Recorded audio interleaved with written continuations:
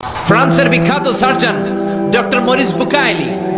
Doctor Morris Bucaille ছিলেন mummy specialist, ফ্রান্সের বিখ্যাত সার্জন। 1980 সালে মক্কা শহরে একটা এডুকেশন কনফারেন্স হয়েছিল। সেখানে কনফারেন্সে যোগদান করে আরব অনেক শায়েখদের সাথে তিনি পরিচিত হয়েছেন। সেখানে তিনি শুনেছেন আরব শায়েখরা চ্যালেঞ্জ করে বলেছে কোরআনে কোনো ভুল নাই। আল্লাহ চ্যালেঞ্জ দিয়েছে, পারলে ভুল বের করে দেখাও। মরিস বুকাইলি কনফারেন্স শেষে ফ্রান্সে এসে বলে, কি বলে পৃথিবীর সব বইয়ে ভুল আছে, আমার বাইবেলের ভিতরেও কত গোজামিল, আর কোরআনের ভিতরে বুঝি ভুল নাই। আমি ফ্রান্সের বিখ্যাত সার্জন ডক্টর মরিস বুকাইলি কোরআনের ভুল ধরে ছাড়ব, কিন্তু ভুল ধরার জন্য খুলে দেখে কোরআন আরবি ভাষায় লেখা। কোন ভাষায়? কথা বলেন, আরো জোরে বলেন। আরবি ভাষায়। সে তো আরবি বুঝছে না। ফোন করলো সৌদি আরবের এক প্রফেসরকে যে আমি প্রত্যেক সামারে 2 মাসের ছুটি পাই, প্রতি বছর আমি 2 মাস শেষে আরবি শিখতে চাই।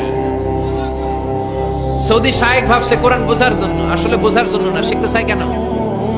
জোরে বলেন।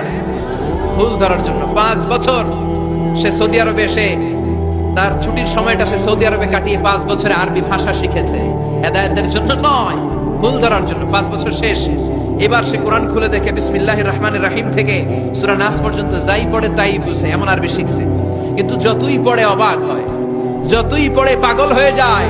সে বলে সাগর জলের কথা, মহাকাশের কথা, পাহাড়ের কথা, মরুভূমির কথা, এমব্রয়োলজির কথা, অ্যাস্ট্রোলজি, কসমোলজি, বুটানি, হিউম্যান অ্যানাটমির কথা, কোনো কথাই তো কোরআনে আল্লাহ পাকি রাখে নাই। কোন তথ্য উপাত্তের দিক থেকে আল্লাহর কোরআনে ডক্টর মরিস বুকাইলি একটা ভুল খুঁজে পায় নাই। সুবহানাল্লাহ। সে কনভার্টেড মুসলিম হয়েছে, কালিমা পড়ে মুসলমান হয়ে নিজের নাম রেখে দিয়েছে সুলাইমান।